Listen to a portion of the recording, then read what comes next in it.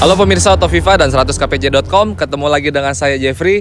Saat ini saya sedang berada di kawasan Bali. Nah, tepat di belakang saya ini adalah Toyota All New Agya yang resmi diluncurkan oleh PT Toyota Astra Motor pada Februari 2023, di mana Indonesia menjadi negara pertama yang meluncurkan All New Agya. Nah, setelah diluncurkan atau sekedar diperkenalkan pada Februari, akhirnya mobil ini dijual secara resmi pada Maret 2023, di mana All New Agya sempat menjadi sorotan karena harganya yang lebih mahal dari pesaingnya yaitu Honda Brio. Nah, seperti apa sih kelebihan dan ketangguhan dari mobil ini?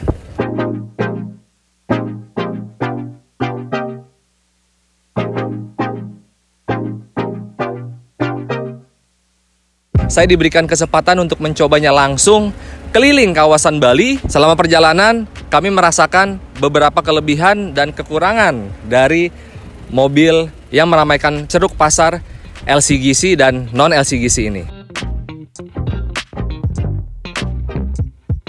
Yang kami coba ini adalah All New Agya tipe tertinggi adalah GR Sport CVT, di mana harganya 256 juta untuk tipe 2 warna atau two-tone, di mana atapnya warna hitam dan bodi bawahnya warna merah atau warna lainnya. Nah, yang harganya 253 juta itu yang satu warna aja. Tapi ini adalah varian tertinggi yaitu All New Agya GR Sport CVT. Seperti apa sih kelebihan dan kekurangannya? Yuk ikuti gue terus.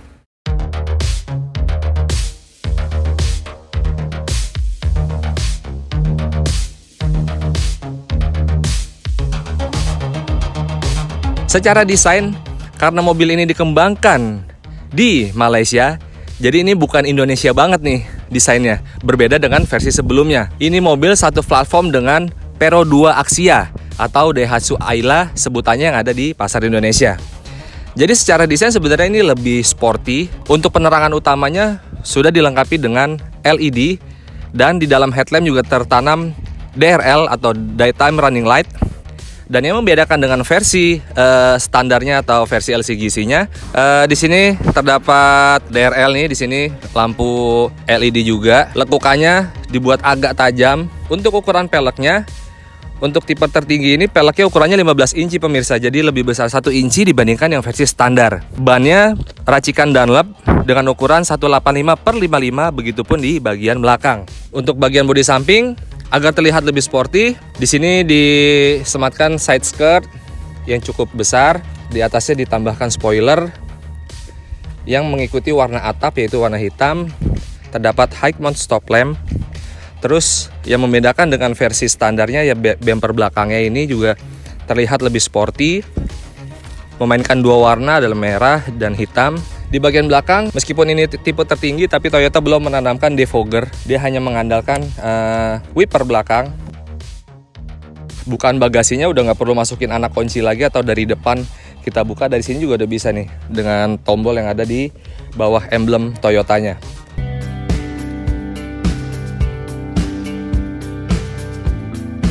Sekarang gua di dalam kabin. Seperti yang terlihat, Toyota masih belum melupakan bahan-bahan yang cukup terbilang standar. Masih menggunakan material keras di bagian dashboardnya.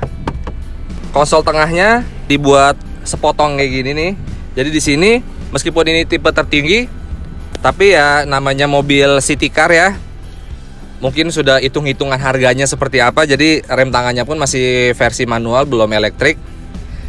Terus desainnya, kalau menurut saya ini lebih bagus, lebih sporty. Terlihat dari lekukan-lekukan yang diberikan oleh Toyota di bagian dashboard atas. Di sini nih diberikan kayak aksen-aksen abu-abu gini. Ini juga sebenarnya kalau kita lihat secara keseluruhan sama pemirsa, desainnya sama Pero 2 Axia yang di pasar Malaysia. Untuk joknya dibalut bahan suede dengan busa yang cukup tebal. Terus ini tuh pas banget dengan apa ya, dengan body gitu. Ini kalau buat duduk nyaman banget buat duduk. Tapi sayangnya di bagian belakang, meskipun di bagian depannya udah suede gitu, di bagian belakangnya masih bahan fabric. Jadi masih kain biasa secara keseluruhan. Jadi terlihat agak belang gitu. Cuman ya nggak masalah lah ya. Nah, yang membuat dia lebih unggul dibandingkan para pesaingnya adalah ini sistem hiburannya, head unitnya model floating berukuran 8 inci. Ini untuk yang tipe GR Sport. Untuk tipe yang standarnya itu 7 inci. Dan head unit ini sudah bisa terhubung dengan smartphone melalui Bluetooth. Terus bassnya atau audionya juga bisa diatur nih, suaranya secara manual.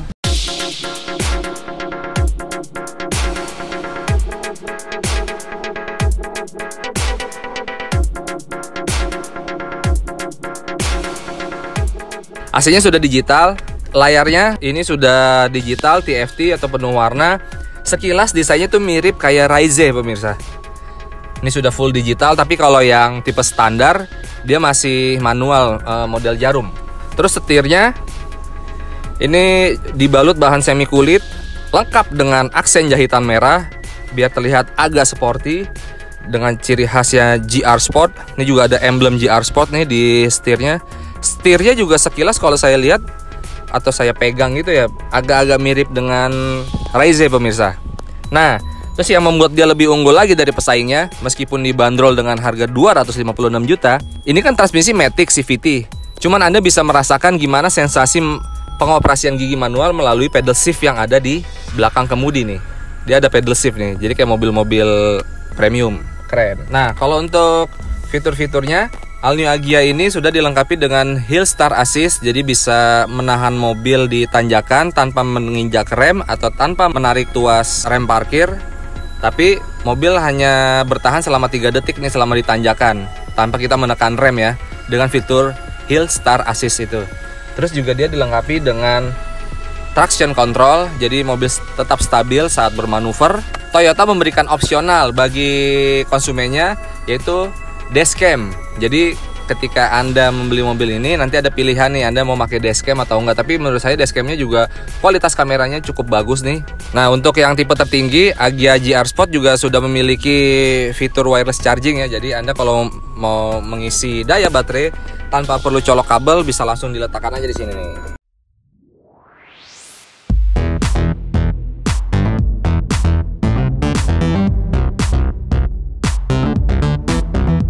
Di bagian belakangnya ya udah nggak usah ngarap lebih. Di sini juga nggak ada colokan buat pengisian baterai atau bentuk USB. Itu seperti yang tadi saya jelaskan bahwa joknya berbeda dengan depan. Di depan bahan sweat, di sini bahannya fabric. Tapi overall nyaman. Ini posisi berkendara saya dengan kondisi yang nyaman dengan tinggi 175 cm. Nah, saya di bagian belakang ruang kakinya masih lega. Ini nih di paha bawah nih nggak terlalu ngatung pemirsa, jadi nggak pegel nih kalau buat jalan jauh nih tuh. Jadi semuanya napak nih. Terus ruang kepalanya juga masih lega ya, nyaman. Headrestnya juga bisa diatur. Sudah dilengkapi dengan Isofix. Jadi kalau Anda ingin bawa bayi di tengah, oh ya, yang unik ini pemirsa, sini. Yang unik ini nih, jadi di depan tuh dia nggak ada lampu baca ya, sama kayak mobil-mobil LCGC lah ya, LCGC yang lainnya atau mobil city car lainnya. Jadi lampunya ini adanya di tengah, jadi di atas itu nggak ada lampu tuh di atas spion tengah. Kita lihat bagasinya seluas apa sih?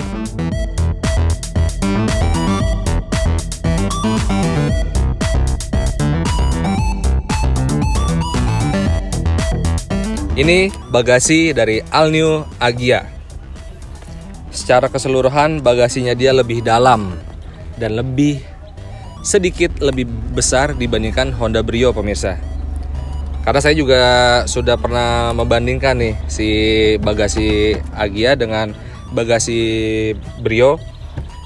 Tapi secara dimensi ya, namanya mobil compact, Anda jangan berharap lebih bahwa dengan membeli mobil ini Anda bisa bawa barang banyak gitu. Berbeda dengan MPV atau SUV yang 7 penumpang atau 5 penumpang. Nah, untuk mendapatkan ruang bagasi yang lebih luas, untuk melipat jok baris kedua nih Anda hanya menekan ini aja nih. Dia otomatis akan melipat kursinya. Nah. Dah. Begitu ruang bagasinya. Kalau misalnya tidak ada tuh. Jadi masih ada gundukan, jadi tidak begitu rata. Tapi overall cukup luas lah untuk mobil perkotaan atau mobil city car. Oke, pemirsa. Nah, sekarang yuk kita jalan, terus kita lihat sensasinya seperti apa sih.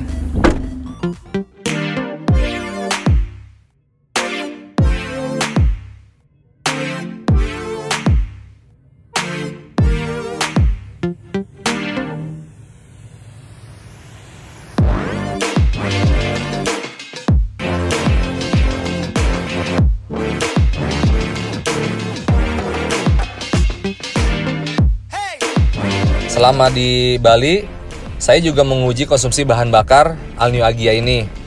Dengan jarak tempuh 72 km, dengan mesin terbarunya, mobil ini meminum bensin 1 liter untuk menempuh jarak 10,7 km. Sebenarnya itu antara irit atau tidak, cuman balik lagi, ini mobil memiliki performa yang sangat ya cukup besar atau lebih besar mungkin dibandingkan pesaingnya ya. Meskipun di atas kertas dia memiliki tenaga maksimal 88 PS dengan torsi 112 Nm, namun performanya dengan mesin berkode WA VA yang terbaru berkapasitas 1200 cc ini untuk dari 0 ke 100 km per jam tuh responsif banget pemirsa. Memang kendalanya mungkin karena mesin ini memiliki 3 silinder, jadi bukan 4 silinder. Jadi tuh ada sensasi getaran-getaran sedikit lah. Jadi ada getaran yang agak lebih dibandingkan mesin yang 4 silinder. Baik dalam keadaan berhenti atau saat stop and go, misalnya posisi transmisi tetap di D terus Anda melakukan pengereman. Nah, ini dari setir aja Anda bisa merasakan getarannya pemirsa. Tapi menurut saya itu bukan masalah yang berarti ya, karena mobil ini juga menghasilkan performa yang cukup baik gitu untuk mobil perkotaan. Terlebih handlingnya pemirsa. Nah, ini karena tipe GR Sport, bagian suspensinya juga diatur khusus nih, disesuaikan oleh Toyota. Jadi mobil ini tuh lebih rigid, terus fun to drive-nya dapat, mengikuti kemauan pengemudi saat bermanuver baik ke kanan ke kiri. Jadi enak gitu saat bermanuver. Handlingnya juga stabil. Rasanya sangat berbeda dengan tipe tertinggi tipe tertinggi di varian LCGC-nya nih, yang tipe standarnya, tapi di tipe atasnya yang tipe G. Dia tuh suspensinya kalau yang tipe LCGC dia lebih lembut, lebih apa ya? Lebih ini aja lah, mungkin lebih enak dipakai orang yang baru pertama kali pakai mobil atau beli mobil. Cuma kalau mobil ini mungkin bisa jadi pilihan mobil kedua karena yaitu dari daya handlingnya saat bermanuver tuh lebih rigid lah. Jadi seakan-akan tuh kita kayak ngerasain mobil yang semi balap, cuman harga terjangkau lah itulah.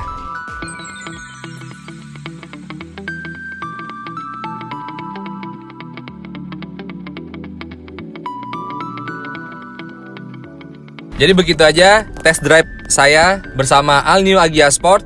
Jangan lupa di subscribe dan di like di channel YouTube viva.co.id. Nah, untuk informasi lebih lanjutnya bisa mengunjungi website 100kpj.com. Sampai jumpa di review mobil selanjutnya. Bye.